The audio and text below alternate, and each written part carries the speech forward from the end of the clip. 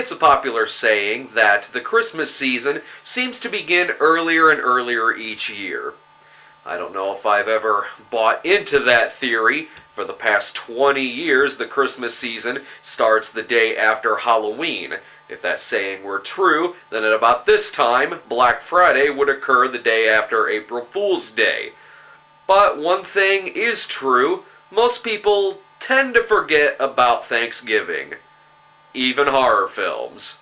Oh sure, there's the Thanksgiving fake trailer, but what horror movies really take place around Thanksgiving? Blood Freak? Pass. Home Sweet Home? Yeah, a broken home. If anything, Christmas-themed movies have started bleeding into Thanksgiving movies. Case in point, actor Peter Billingsly. There are two notable figures that Christmas focuses on, Santa Claus and Peter Billingsly, and you can't have the Christmas season without either one of those staples.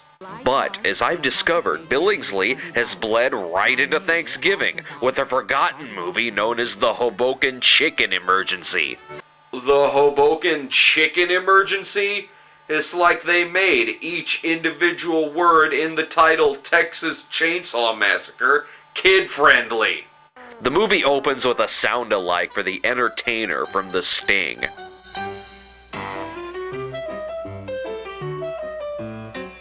Brilliant. I've got a great idea for a con. Get TBS to air this movie 24 hours on Thanksgiving, and then pocket all the cash that people send into the channel to make them stop. And what's with this opening animation? Is this a movie or a 90s episode of Bozo the Clown? Blah! Wizzo the Wizard, take me out of here! This credit sequence makes the one from Santa Claus Conquers the Martians look like anime. As you can guess, the movie takes place in Hoboken, New Jersey. Peter Billingsley, minus the glasses, but with a lawn fairy bowl cut, plays Arthur. Wait, what? That's his old man? I'm sorry, did Peter Billingsley have it in his contract that the actor playing his father has to either look like or be Darren McGavin? Christ, this guy looks more like Darren McGavin than the kid looks like Peter Billingsley, and that actually is Peter Billingsley. Crisis strikes the town when a turkey shortage erupts, sending everyone in a panic. I'm sorry, is Hoboken an island or 100 miles away from any nearby town? I'm sure the next town over won't chase you out with pitchforks if you attempt to buy a turkey from their IGA. The old man sends Arthur on a mission to go to the store and come back with a turkey, but then one thing leads to another, and Arthur bumps into a local mad scientist. Dr. Frankenstein was a butcher. I am a scientist. Dr. Frankenstein was a butcher? Okay, well either he hasn't read Frankenstein, or he's confusing him with Dr. Giggles. Regardless, if you see some crazy British guy yelling about something in a window with feathers flying out of it, naturally the obvious thing to do is to inspect it. Arthur sees that the scientist has created himself a giant 250-pound chicken, which he is willing to sell for the $20 Arthur has in his pocket. Got to admit, that is a bargain. I believe Snoopy1 on IMDb put it best when he said, "This causes all sorts of trouble." As you can see, the movie isn't a horror film, it's just a kids' TV movie about a pedophile in a chicken suit. Actually, there are a couple of parts where it could possibly turn horror in any given second. But I guess if your movie doesn't have Steve Hawks, then it's hard to pull off the poultry horror subgenre. Arthur and the chicken, named Henrietta, become the best of friends. He even takes her to the local playground, where he teaches her how to slide. Because if there's one thing chickens love doing, it's climbing a ladder and then going really fast down a slide. It's true. Why do you think that there are chickens and giant slides at every state fair in the country? Sadly, Arthur's dad doesn't see the benefit in keeping a 6-foot chicken who doesn't lay golden eggs. Looks like the Billingsley family is gonna have to spend Thanksgiving eating a Chinese duck dinner as well. So he has Arthur take Henrietta back to the scientist, where we get to see even more of his creations. Do you want it? No, I guess that you can love a 266-pound chicken, but I don't know how you can love a square fish. Hey, don't laugh. Box-shaped things that live in the water helped shape today's stoner youth. Do you want a red, white, and blue lizard? No. You can't see the lizard because we don't have the props for it, but trust us, it's in there. Tragedy strikes when Henrietta escapes out onto the streets, causing even more panic in this town than the initial turkey shortage. I love how everyone in this town is quick to believe that this truly is a 250-pound chicken and not Duddits in a chicken suit. I have a feeling if these people went to a baseball game and saw the Philly Fanatic, they'd cry alien invasion. Granted, this whole movie is being narrated by Arthur's neighbor. The neighbor is only in this movie for a couple of scenes, yet she's telling this story like she was there for every single moment of the movie. Bullshit, she's about as present as Dr. Francis B. Gross, which could mean that this movie is nothing more than just the insane ramblings of a New Jersey spinster. Oh, and it gets even more insane.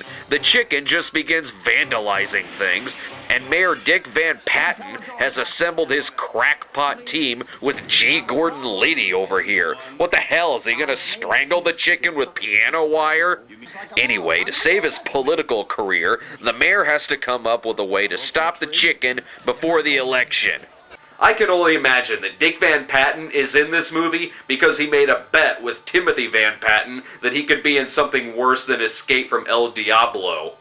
And what the hell, is that Mel Cooley from the Dick Van Dyke Show? Is he that senile that at this point he'll just act in anything featuring an actor that fits the description Dick Van Blank? Oh, it's okay though, because Quint from Jaws turns up to make a proposition on capturing the giant chicken.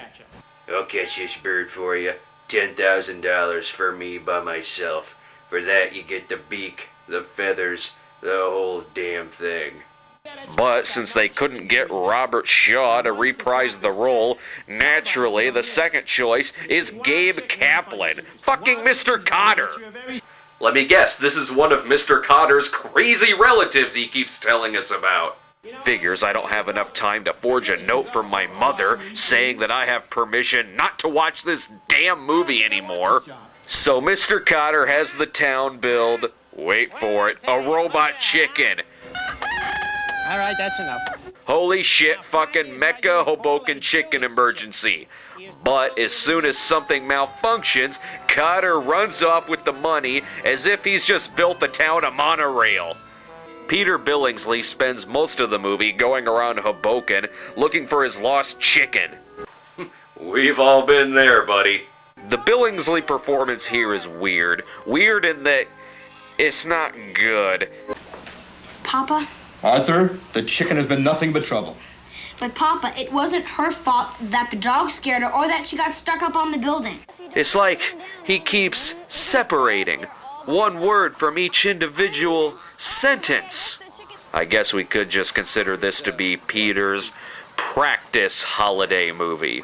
After taking advice from the scientist, the town decides that the only way to keep Henrietta from destroying more windows is to show her that the town loves her. So everyone starts being nice to her. They even go so far as to make I Heart the Monster Hero type shirts. This movie is going to end with Henrietta ripping out the mayor's internal organs, isn't it? What? Have you hugged your chicken today? Why, yes I have, but not in the way this movie is suggesting. Actually, probably exactly like this movie is suggesting. The movie does end on a happy note, with the mayor being able to keep his job, with Tucker Carlson as his chief of staff, apparently. Yuck. But most importantly, Arthur finds his beloved chicken.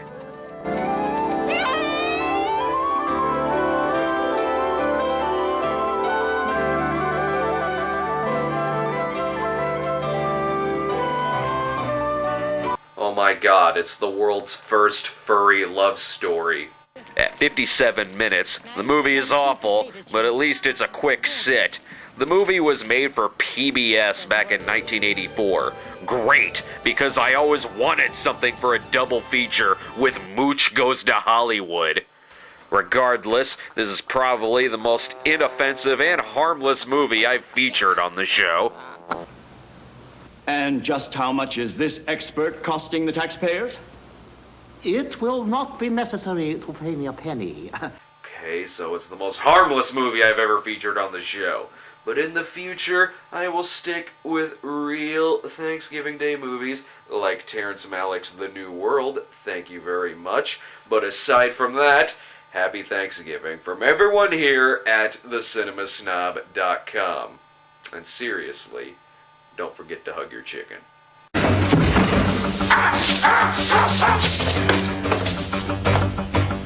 You're sick.